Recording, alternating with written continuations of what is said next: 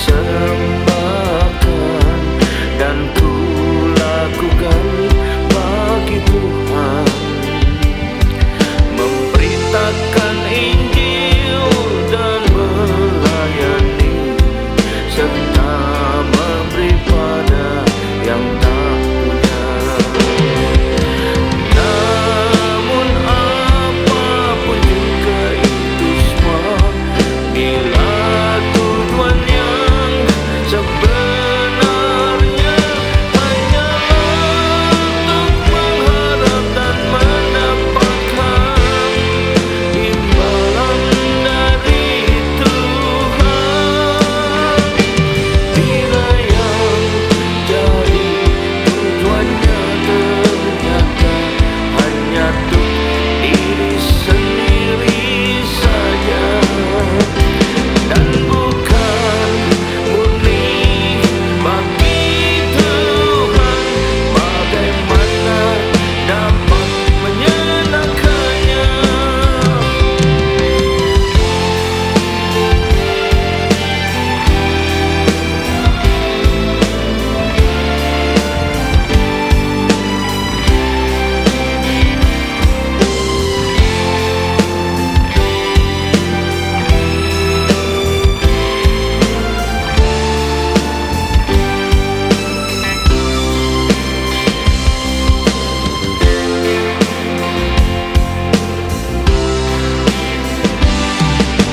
Semua yang ku persembahkan dan ku lakukan bagi Tuhan, memberitakan Injil dan melayani serta memberi pada yang tak punya. Semua yang ku persembahkan dan ku lakukan bagi Tuhan, memberitakan Injil dan melayani serta memberi pada yang tak punya.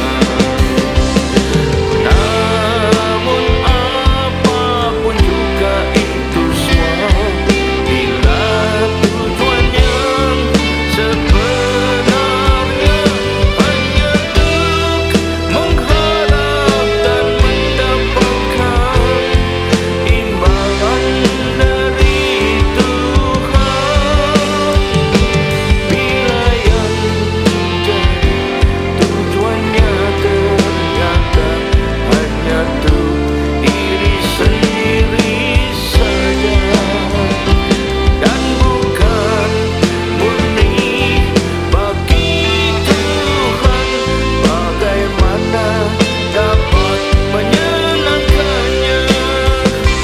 Bila yang jadi tujuannya ternyata hanya untuk diri sendiri saja dan bukan murni bagi Tuhan, bagaimana dapat menyenangkannya? Bagaimana dapat menyenangkannya? Bagaimana dapat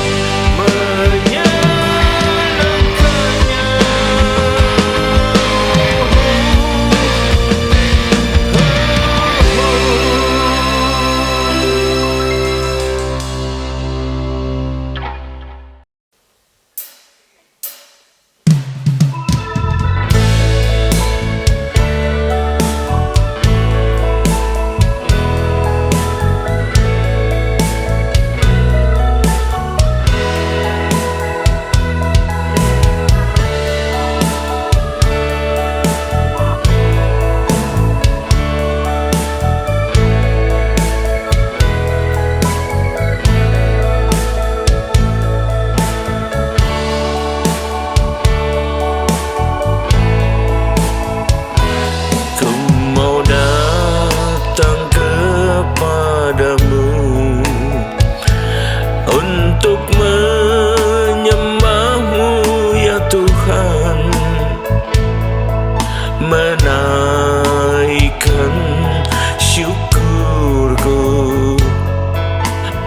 atas kemurahan Tuhan, ku mau bersujud di kaki-Mu, tersungkur di hadapan tata-Mu.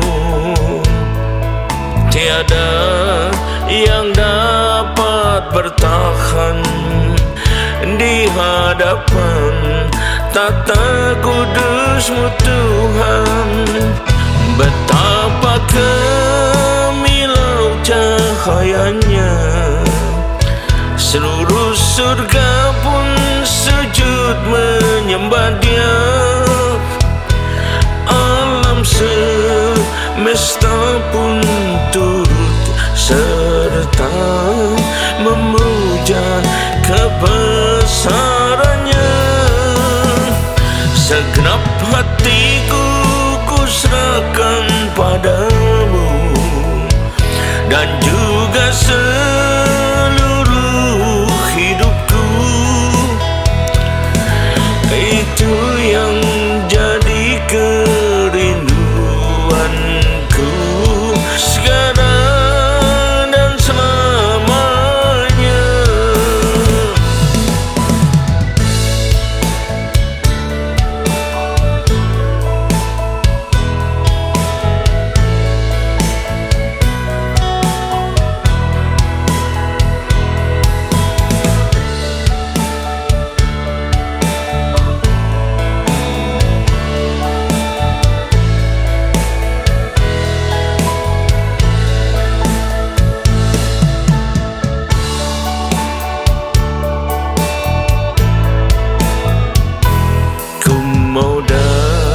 Datang kepadamu untuk menyembah-Mu ya Tuhan, menaikkan syukurku atas kemurahan Tuhan. Ku mau bersujud di kaki-Mu, tersungkur di hadapan tata-Mu. Tiada yang dapat bertahan di hadapan tata kudus-Mu Tuhan. Betapa kemilau cahayanya, seluruh surga pun sujud menyembah Dia. Alam semesta pun turut serta memuja kebesarannya. Segenap hatiku kuserahkan padamu, dan juga seluruh hidupku. Itu yang jadi kerinduanku sekarang dan selamanya. Itu yang jadi kerinduanku sekarang dan selamanya. Itu yang jadi kerinduanku sekarang dan selamanya.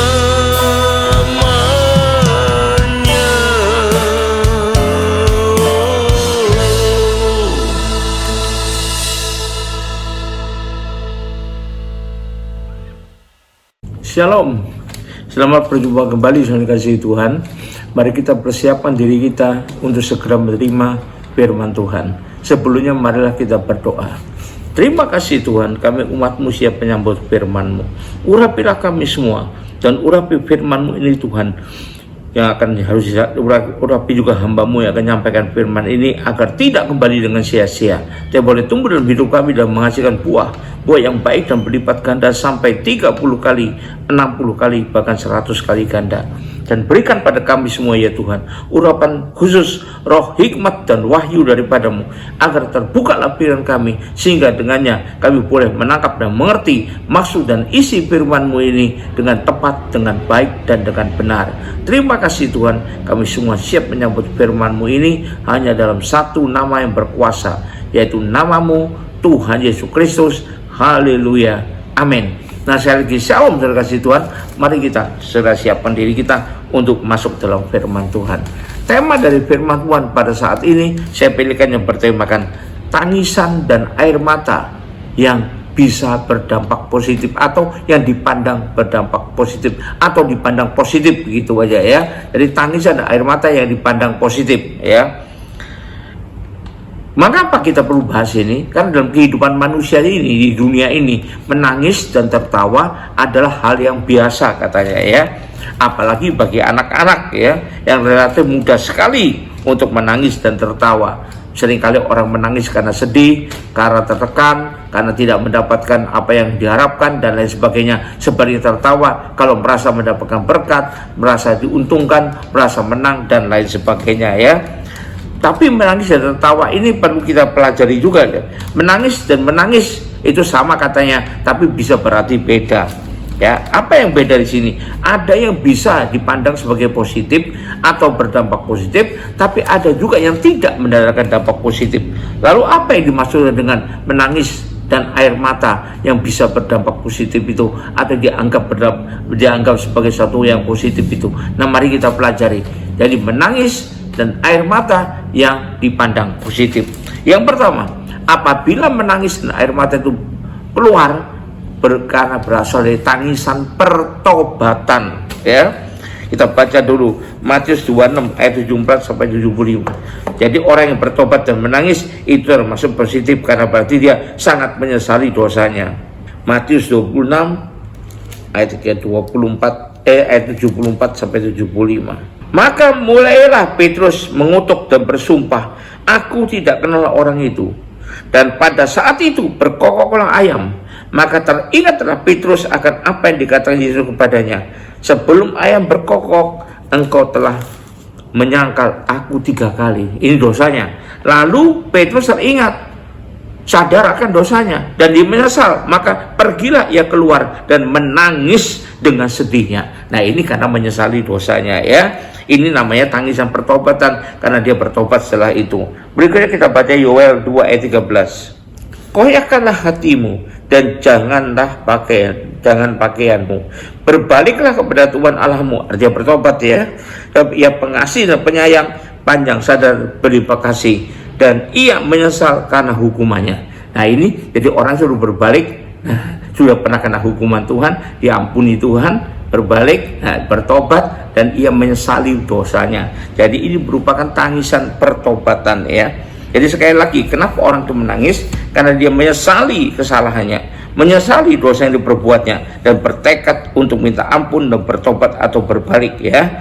Contohnya tadi Petrus, kita baca lagi di Markus 14 ayat 72. Markus 14 ayat 72. Dan pada saat itu berkokoklah ayam untuk kedua kalinya, maka teringatlah Petrus bahwa Yesus telah berkata kepadanya, sebelum ayam berkokok 2 kali, engkau telah menyangkal aku 3 kali. Teringat dia dan baru dia sadar dia telah melakukan dosa. Nah, maka menangislah ia terseduh-seduh. Nah, ini tangisan pertobatan ya, karena menyesali dosanya. Contohnya lagi, perempuan yang mengurapi Tuhan Yesus ya. Kita baca di Lukas 7 ayat 38. Lukas 7 ayat 38. Sambil menangis ia pergi berdiri di belakang Yesus dengan kakinya, lalu membasahi kakinya itu dengan air matanya dan menyekanya dengan rambutnya. Kemudian ia mencium kakinya dan minyakinya dengan minyak wangi itu ya. Lalu kita baca ayat 39. Ketika orang Farisi yang mengundang Yesus melihat hal itu, ia berkata dalam hatinya, jika ia ini nabi, tentu ia tahu siapakah dan orang apakah perempuan yang menjamah itu. Tentu ia tahu bahwa perempuan adalah seorang berdosa. Sehingga tadi itu menangis di depan Tuhan Yesus dan air matanya digunakan untuk menyeka kakinya. Sekarang kita baca ayat 48. Lalu Tuhan berkata kepada perempuan itu, dosamu telah diampuni. Kenapa bisa diampuni? Karena sudah bertobat, menyesali dosanya itu. Nah, ini contohnya ya. Kata orang ya, pertobatan yang sesungguhnya ada pertobatan yang disertai dengan rasa hancur hati. Jadi kalau ngomong bertobat tapi hatinya tetap keras, sama aja, itu bohong gitu, itu omong kosong. Pertobatan tanpa hancur hati pada umumnya bukan itu sebenarnya pertobatan. Pertobatan biasanya disertai dengan rasa hancur hati. Karena apa? Karena pertobatan itu diawali dari menyesali perbuatan dosanya. Dan karena begitu menyesalinya, maka dia sampai menangis dan keluar air mata, hancur hatinya. Nah, kita baca di Mazmur 51 ayat 19. Nah, judul perikopnya adalah pengakuan dosa. Nah, ini ya. Dan itu akan berlanjut dengan pertobatan. Korban sembilan kepada Allah ialah jiwa yang hancur, hati yang patah dan remuk, tidak akan kau pandang hina ya Allah, karena itu adalah disebabkan oleh pertobatannya. Ya, ini jadi kita tahu pertobatan yang sungguhnya katanya ya ada disertai dengan hancur hati. Nah, yang kedua, jadi tadi nomor satu, siapa yang berdampak di pandang positif itu menangis dan air mata yang merupakan tangisan pertobatan. Yang kedua, tangisan syukur. Jadi ada juga karena bersyukur sampai mengalir air mata yang menangis. Ya, kita baca dulu Kejadian 45 ayat 1. Ketika itu Yusuf tidak dapat menahan hatinya lagi di depan semua orang yang berdiri di dekatnya, lalu ia berseru, suruhlah keluar semua orang dari sini. Maka tidak ada seorang pun yang tinggal di situ bersama Yusuf. Ketika ia memperkenalkan dirinya kepada saudara-saudaranya, sesudah itu menangislah ia. Itu karena rasa bersyukur bisa ketemu saudaranya lagi, ia keras-keras sehingga kedengaran kepada orang Mesir, kepada istana Firaun. Dan Yusuf berkata kepada saudaranya, akulah Yusuf, masih hidupkah Bapak? Tapi saudaranya tidak menjawabnya, sebab mereka takut dan gemetar menghadapi dia. Ya, lalu kita baca terutama ayat 8 nih. Jadi bukanlah kamu yang menyuruh aku sini. Dia sebetulnya kan dijual sebagai budak, tapi nyatanya bisa diangkat jadi penguasa di Mesir. Nah, ini dia bersyukur untuk itu dan tetap bisa ketemu dengan saudaranya, nanyakan bapaknya dia. Bukan kamu yang nyuruh aku ke sini, tapi Allah, dialah yang menempatkan aku sebagai bapak bagi Firaun dan tuan atas seluruh istananya, sebagai kuasa atas seluruh tanah Mesir, penguasa di tanah Mesir, ya. Jadi dia ini alasannya ya. Lalu ayat 14 kita lihat lagi. Ayat 13 mulai. Sebab itu ceritakanlah kepada Bapak segala kemuliaanku di negeri Mesir ini, dari segala yang telah kamu lihat, kemudian segala bawa Bapak kemari. Nah, dia bersyukur dengan kemuliaan yang didapat di tanah Mesir. Lalu dipeluknya lah leher Benyamin adiknya itu, dan menangislah ia, dan menangis pula Benyamin pada bahu Yusuf. Nah, dia Yusuf mencium semua saudara itu dengan mesra, dan ia menangis sambil memeluk mereka. Setelah itu barulah saudara bercakap-cakap dengan dia. Nah, ini tangisan syukur ya. Bersyukur karena pertolongan Tuhan yang luar biasa. Buat kita, kalau kita dapat pertolongan Tuhan yang luar biasa, kita bersyukur sehingga tanpa sadar air mata kita bisa menetes mengalir ya. Itu namanya tangisan syukur. Misalnya sakit yang keras divonis oleh dokter, pasti tidak bisa ditolong lagi, usia paling lama 2 bulan lagi, tapi ternyata sembuh total karena pertolongan dari Tuhan, mujizat dari Tuhan. Maka karena bersyukurnya bisa menangis dia ya, karena berkat Tuhan yang luar biasa ya. Kerjaannya biasa aja, tiba-tiba dapat diangkat oleh seorang jadi anak sono konglomerat dan kasih perusahaan yang triliunan rupiah modalnya ini, lihat di modal oleh bapak angkatnya ini. Nah, itu berkat Tuhan yang luar biasa karena kasih Tuhan yang diterimanya, yang keluar dari dasar hati yang paling dalam. Itu namanya rasa bersyukur itu. Bersyukur juga misalnya karena dulunya orang yang amat banyak dan besar dosanya, tapi ditebus oleh Tuhan, diampuni oleh Tuhan, dan dijadikan anaknya malahan ya. Nah, ini kamu bisa boleh memanggil Bapak dan kamu jadi anaknya. Jadi karena itu bersyukur, itu bisa membuat orang menangis ya. Ini yang kedua, tangisan yang karena merendahkan hati. Ini ya, menangis bukan karena ditimpa masalah, bukan karena ndak punya jalan keluar, tapi karena menyadari bahwa Tuhan itu jauh lebih besar, jauh lebih mulia dari persoalan apapun yang menimpa. Ini merendahkan hatinya ya. Dia percaya bahwa Tuhan itu sangat besar. sadar bahwa dia sendiri tidak bisa apa-apa, dia sendiri tidak punya apa-apa, tapi ia atau Tuhan yang memelihara dia, ya, yang membela dia. Karena itu bisa keluar air matanya. Itu namanya tangisan merendahkan hati di hadapan Tuhan, ya. Kita baca pertama Mazmur 89 ayat 19. Sebab perisai kita kepunyaan Tuhan dan Raja kita kepunyaan yang kudus Israel. Ya, ini jadi Tuhan yang punya semuanya, kekuatan, keperkasaan, kemahamuliaan, bukan kita, ya. Lalu kita baca Mazmur 119 ayat 94. Mazmur 119 ayat 94. Aku kepunyaanmu, selamatkanlah aku, lalu aku mencari cita-citamu. Nah, ini ya, Tuhanlah pembelanya, ya, yang memeliharakan dia. Terakhir untuk poin ini kita baca Lukas 15 ayat 31. Kata bapak ayahnya kepadanya, anakku, engkau selalu bersama-sama dengan aku, dan segala punyaanku adalah kepunyaanmu. Itu gambaran kata-kata bapak buat kita. Karena itu kita perlu bersyukur dan kita merendahkan hati. Itu kita punya karena bukan karena usaha kita, bukan karena kemampuan kita, bukan karena pantasan kehebatan kita, tapi karena kemurahan Bapa yang Maha Mulia. Karena itu kita perlu merendahkan diri, merendahkan hati. Kalau sama orang lain merendahkan hati, tapi kalau sama Tuhan merendahkan diri. Karena beda rendah hati dan rendah diri, ya. Rendah diri itu minder gitu loh. Kalau rendah hati itu humble. Nah, itu jadi sesama manusia kita perlu rendah hati bersama apa di hadapan semua manusia. Tapi kalau di hadapan Tuhan kita bukan cuma rendah hati, kita merendahkan diri. Nah, antara lain itu bisa buat orang menangis, ya. Jadi ini yang tangisan merendahkan hati atau merendahkan diri di hadapan Tuhan. Yang keempat, tangisan yang muncul karena kesadaran akan kebesaran, kemuliaan, dan kehadiran Allah dalam kehidupannya. Nah, kalau kita mengingat kebesaran Tuhan, kemudian dan kita bisa masuk hadirat Tuhan, maka itu adalah keuntungan terbesar buat kita. Sehingga kadang-kadang kita tidak bisa lagi menahan tangis kita kalau kita sadar akan hal itu, ya. Waktu masuk dalam hadirat Tuhan, merasa tidak tahan, ya, tidak tahan lagi hatinya. Lalu dia menangis, sujud menyembah, tersungkur di hadirat Tuhan. Karena merasa begitu luar biasa kebesaran Tuhan, kemuliaan Tuhan di hadapannya itu, ya. Ini kita bisa baca di 1 Samuel 6 ayat 20. Dan orang-orang Bet-Semes berkata, siapakah yang tahan berdiri di hadapan Tuhan Allah yang kudus ini? Kepada siapa ia akan berangkat meninggalkan kita? Ini siapa bisa bertahan di hadapan Tuhan? Di hadapan Tuhan, di hadirat Tuhan. Kalau kita masuk hadirat Tuhan sehingga tanpa sadar kita menangis. Kata orang, ngapain nangis loh? Kita tidak sengaja mau nangis kok, tapi karena kita tidak tahan, kita sadar kita ada dalam hadirat Tuhan. Nah, itu perlu. Jadi bahkan orang-orang dikatakan siapa yang tahan dalam hadirat Tuhan.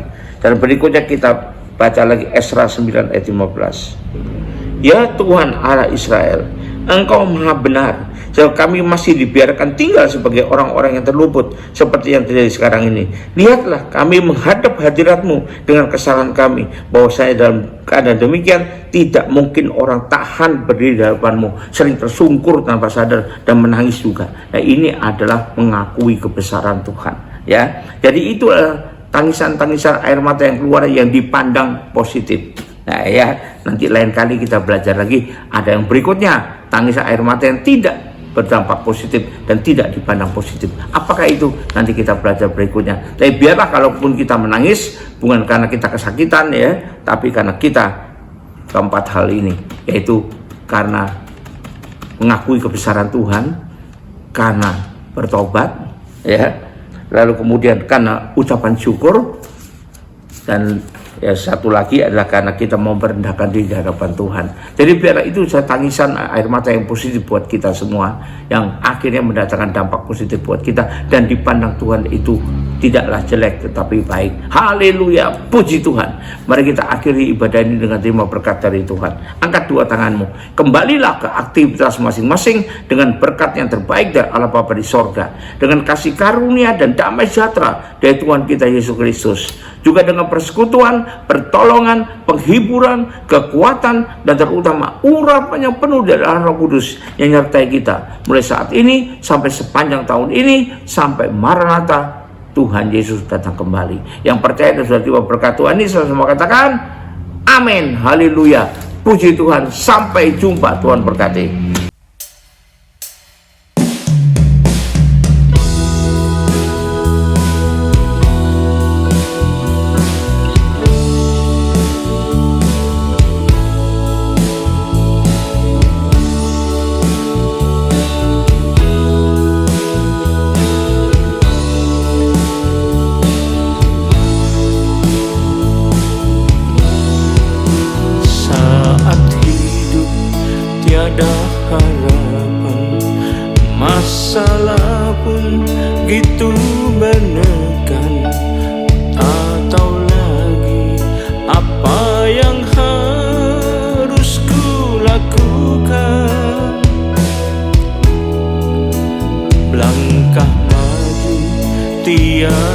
jalan, ke belakang pun penuh hambatan. Pikiran terus tertekan dengan amat mencekam. Tapi Kau, Yesus Tuhan, tak pernah meninggalkan umat-Mu Tuhan yang begitu tertekan. Engkau yang penuh kuasa, sanggup membebaskan semua, dan berikanlah hidup bahagia, bebas merdeka.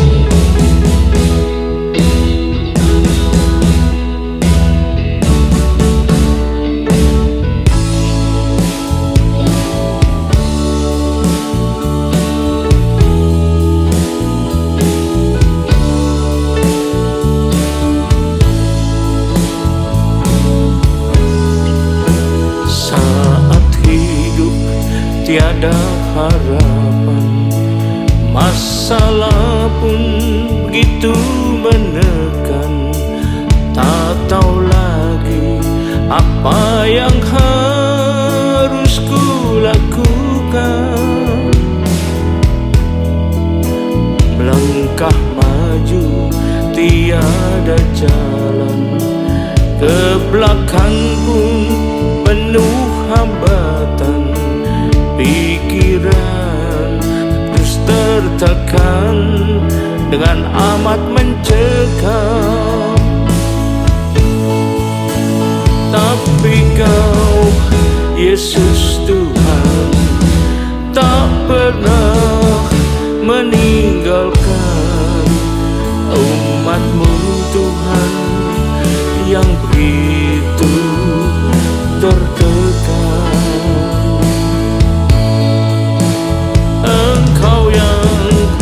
Penuh kuasa, sanggup membebaskan semua, dan berikanlah hidup bahagia, bebas merdeka.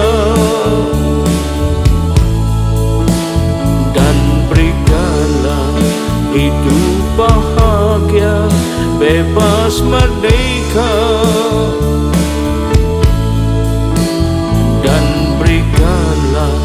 Hidup bahagia, bebas merdeka.